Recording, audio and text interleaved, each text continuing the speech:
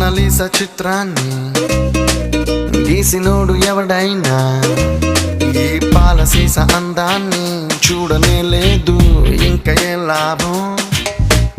కోహినూరు వజ్రాన్ని ఎత్తుకెళ్ళినోడు రాజైనా దాని మెరుపు నీలోని దాగి ఉందని తెలియలే పాపం.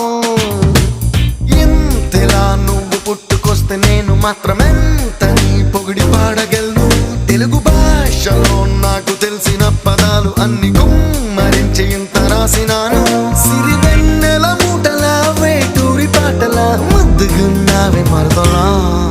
నిన్ను చూడగానే నా చిట్టి గుండె, నిన్ను చూడగానే చిట్టి గుండె గట్టిగానే పుట్టుకున్నదే.